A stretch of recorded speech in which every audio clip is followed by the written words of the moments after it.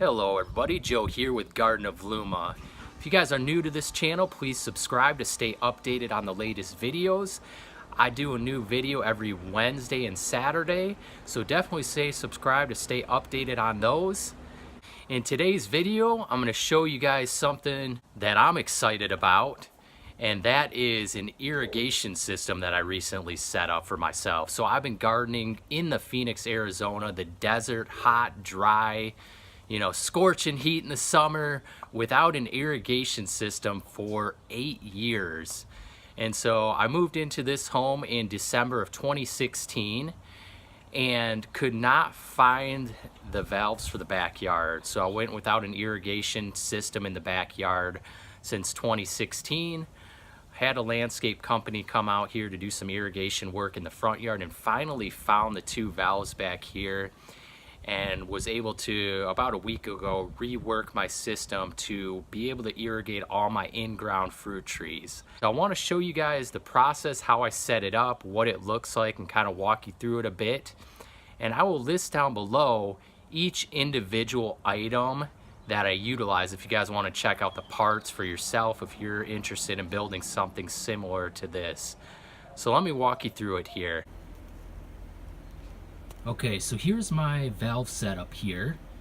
And so initially I had the 2 here, and then I extended and added this 3rd valve here. So I have 3 lines currently.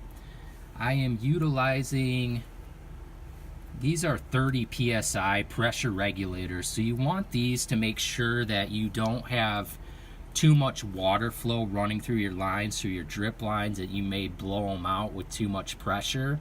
So it's a good idea to have somewhere between 25 and 40.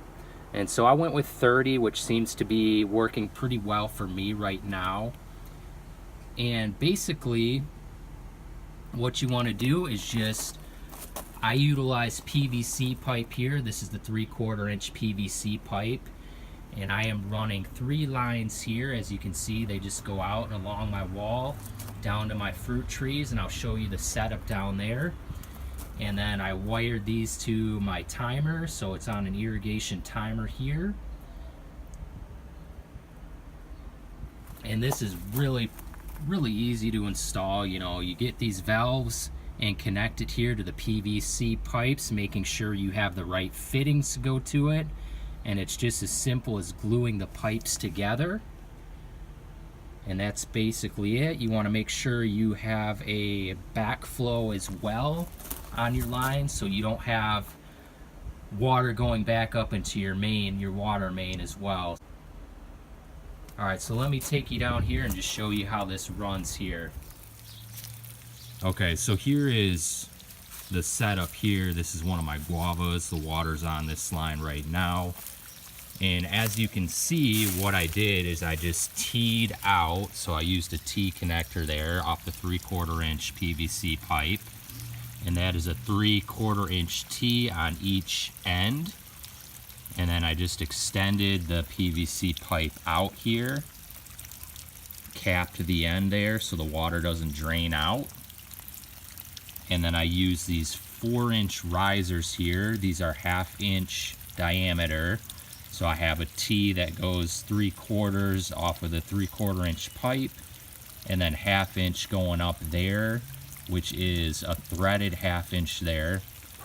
So I thread these 4-inch risers into the PVC, and I use some of the Teflon tape to wrap around the threads there, the plumber's tape. And then just add bubblers here to the riser.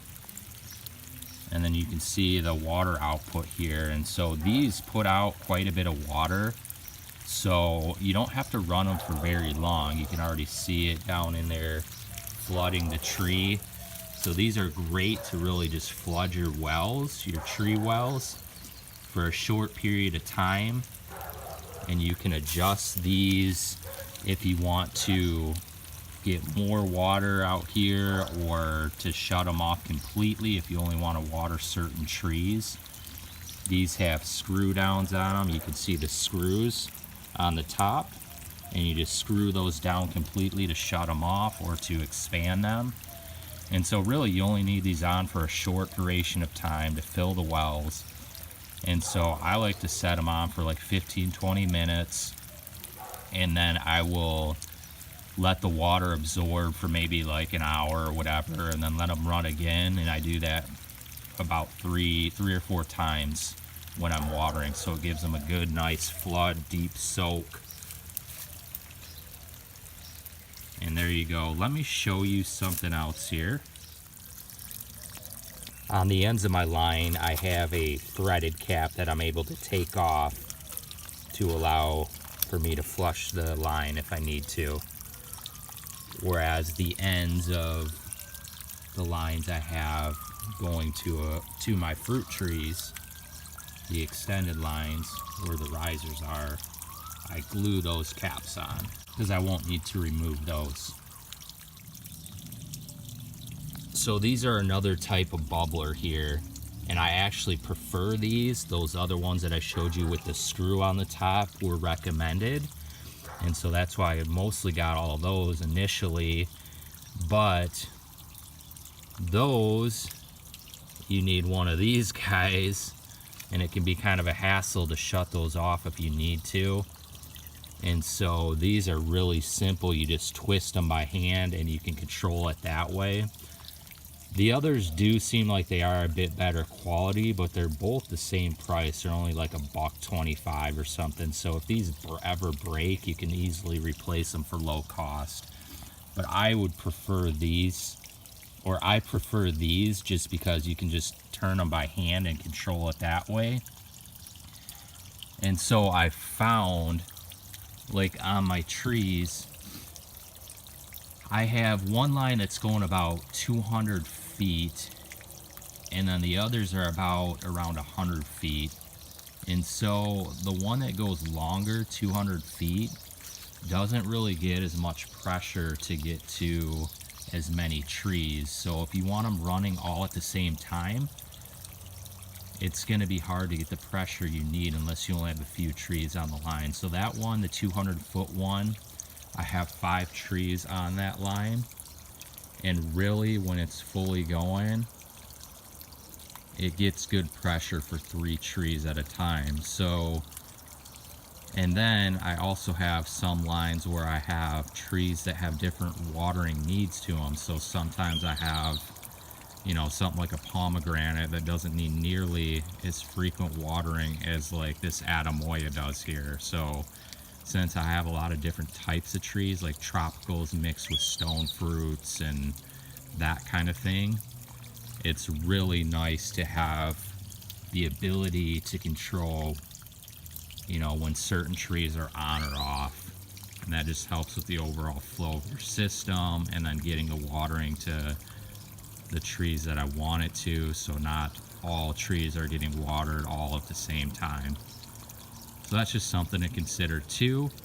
And like I said, you know, I probably get really good flow for 5 trees on about my 100-foot line.